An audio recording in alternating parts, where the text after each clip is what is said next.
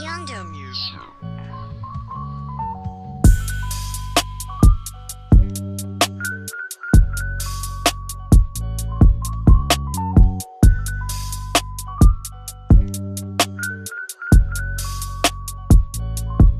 Hey, what's up guys, TechTitan here, and I am back again with a brand new video. So before I begin this video, as always, I want to thank you all so much for watching this one. If you enjoy my content, please leave a thumbs up. Also make sure you're subscribed to the channel, and of course catch me on my Instagram. I'll leave it linked below. So if you have any questions, just go ahead and DM me there and I will respond back to you. Okay, so today's video is a video that I've been wanting to make for a while, but I've slacked off a little bit. And it is the comparison between the Samsung Galaxy A10e versus the LG Aristo 4 Plus. So LG and Samsung in general love to compete in the budget world. Whenever Samsung or LG releases a phone, that gets me excited. So these two phones are meant to compete with each other, in my opinion, for some reasons. So let's talk about them, and we're gonna start with the designs. So we're gonna start with the LG Aristo 4 Plus. Let's start with the back. So on the back you have this kind of shiny plastic look, and it actually looks pretty good. Again, like I said, it is plastic, so it's not quality.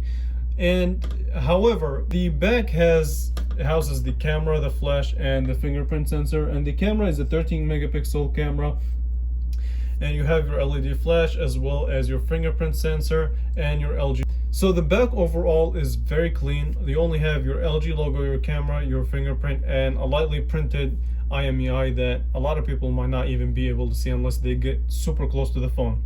On the bottom of the phone is where I'm mostly disappointed, and that's for one thing only. So you have your 3.5mm headphone jack. I'm glad LG kept that. Some people still use it. And you have your microphone on the bottom as well as your bottom facing speaker. And the most disappointing part about this phone is the micro USB. I mean, the world of smartphones have just adjusted to USB-C, so micro USB really just does not make sense for this phone at all. And yeah, for future proofing, this is just not it. Okay, so on the right hand side you do have your power button, and it's tactile and clicky even though it's made out of plastic, so I give LG props for that. On the left hand side you have your Google Assistant button and volume up and down, and they're also pretty tactile. So on the front you have your front facing 5 megapixel camera. You have also your display, which gets decently bright. I mean, during the B-roll that you guys are seeing, it's not the brightest because I forgot to turn on the brightness to 100%. It was at 50%, so take that into consideration. So overall the display is pretty good, and you do have your feature to double tap to wake and double tap to sleep, so that's also a plus. And LG did use their 16:9 aspect ratio. It's not entirely bezel-less, but the bezels are shrink down, so that's also pretty good. Okay, that's it for the design of the Aristo 4 Plus. Now let's move on to the design of the Samsung Galaxy A10e, and we're gonna also start with the back. So the back is also clean. If you think about it, they kind of both go for the clean back, the Aristo 4 Plus and the Galaxy A10e. And also on the back, other than the Samsung logo, you do have your 8 megapixel rear facing camera, your LED flash, and there's a tiny camera bump, but it's not really significant enough to matter to me. So on the right hand side you pretty much have all your buttons, and you have your power button as well as your volume up and down. They're also decently tactile. I would say that the LG is slightly more tactile, but it's still pretty good buttons, so I'll give also Samsung's props for that. Now what Samsung did do right is at the bottom they did keep the headphone jack, thumbs up for that, and they also have your microphone, your bottom facing speaker, as well as your USB Type-C. Thank you, Samsung. That's all I have to say. So Samsung wins it in terms of ports. Okay, and future proofing. So the display on here. The display, Samsung did a pretty impressive job, to where they really tried their best to make a budget phone that has near bezel-less display. So it does have this teardrop notch, which houses your front-facing camera, and the front-facing camera, as I said, is a 5 megapixel, and overall a pretty impressive design for the budget.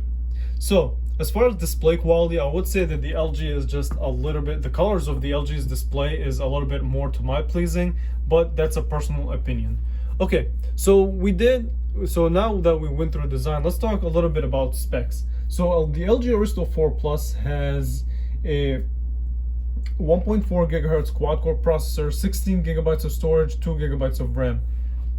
I know the storage part is not impressive and the processor part is not impressive, but you have to take into consideration that these are considered low budget phones, and for that type of price that you're paying for these phones and for what you get, that's actually pretty impressive in my book. So same goes for the Galaxy A10e. The Galaxy A10e has 32 gigabytes of storage, so double the storage of the Aristo 4 Plus, 2 gigabytes of RAM, so same amount of RAM, and instead of a quad-core chip, you have a dual 1.6 gigahertz processor and a hexa 1.35 gigahertz processor, so a total of 8 cores. Okay, as for battery life, the Samsung Galaxy A10e has a 3000 milliamp hour battery, and while as far as size goes, they're about the same. And battery life, to me, the A10e had a much better battery life than the Aristo 4 Plus. So I even tried to double tap the phone to wake it up, but I forgot that's a feature only on LG, so I give it LG thumbs up for that. I really like that double tap to wake and double tap to sleep feature. Okay, off tracks a little bit.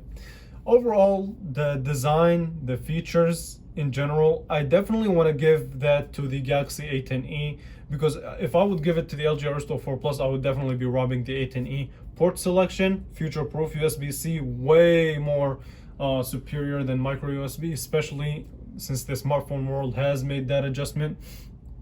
And also what Samsung were able to do with the teardrop display, it just, I don't know, it looks more modern than the LG Aristo 4 Plus. Okay, so we talked about design, we talked about the paper specs. Let's do a quick day-to-day speed test. We're gonna start with the phone app. Okay, so 3, 2, 1. Okay, so definitely the Aristo 4 Plus was just slower. It took a little bit longer to open the app, and we're gonna do the messaging app. 3, 2, 1. Okay, about the same. I would say that the A10e was just a little bit faster. And let's open up the camera. Let's see. Okay, 3, 2, 1. Okay, so the A10e did take a little bit longer to open up the camera. And let's talk about the camera since we're on here. The camera quality on both of these phones is about the same. One phone tends to be more sharper than the other. I do have sample pictures that are in the videos where I did the camera test for the A10e and the review for the Aristo 4 Plus. I will definitely be leaving those down below. But overall, in my opinion, the A10e is just a little bit better at processing pictures than the Aristo 4 Plus. Okay, now let's switch it up to the speaker quality, and I will overall wrap this up in a conclusion. All right, so let's start with the LG Aristo 4 Plus. 3, 2, 1. It's out of our control. It's not like he wants to kill. He just doesn't want to die. You know what I'm saying? It's that situation when we are living in a war zone. I feel like I can represent my generation so much because I honestly did not care whether I lived or died. But now I cannot die. I can't live straight. You know, I'm not suicidal. I can't go until y'all really know what time it is. And then after that, because God is kind.